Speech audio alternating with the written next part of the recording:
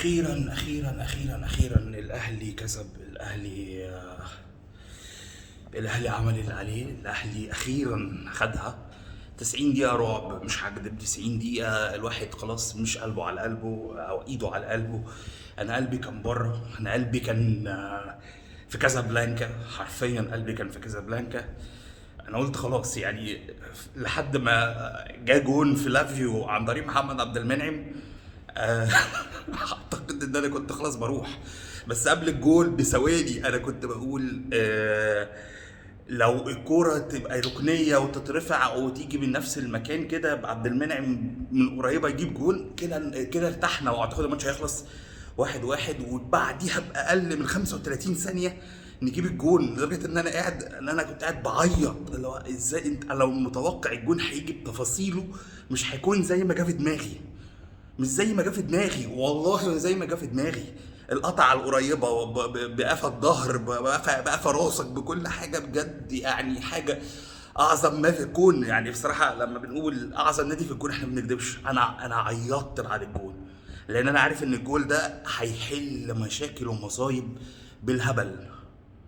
بجد مش هزار، هيحل مشاكل بالهبل. والحمد لله حصل. الف مبروك للاهلي، الف مبروك للشعب الاهلي وجمهور الاهلي في كل مكان. بجد فعلا ان انت تكون اهلاوي فعلا دي نعمه فعلا. بجد انا مش مصدق. انا اللحظه دي انا بسجلها، هي لحظه بعد الماتش مباشره. انا مش مصدق نفسي. انا كنت بقول للناس في الشارع او في كل مكان هناخد البطوله، هناخد البطوله من قلب كازابلانكا، هنكسب ما تحلموش.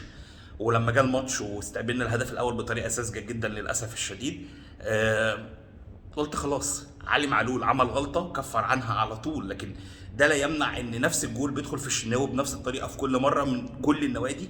محتاجين من محمد الشناوي يا اما يركز يا اما يريح، واحمد شوبير او مصطفى شوبير يقف حارس. بصراحه كفايه لحد كده. انا فعلا اعصابي انا دلوقتي بقى خلاص فرحه، اللهم فرحه اللهم فرحه فعلا.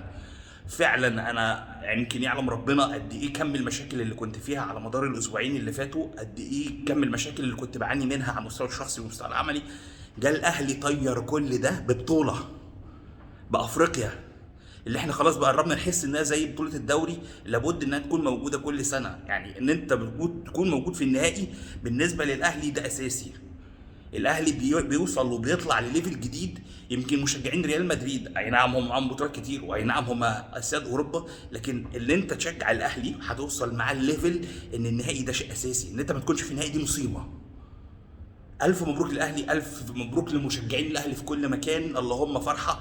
يا رب يا رب بحق الايام المفترجه اللي احنا فيها في الشهور الهجريه، والفرحه اللي احنا فيها يسعد كل واحد، ويسعد كل الناس اللي مبسوطه دلوقتي اكتر واكتر واكتر. وان شاء الله نشوفكم في فيديوهات جايه مع السيزون الجاي ان شاء الله عن مانشستر يونايتد والاهلي المصري بس فقط لا غير، وتغطيه اخبارهم مع بعض الانديه الثانيه.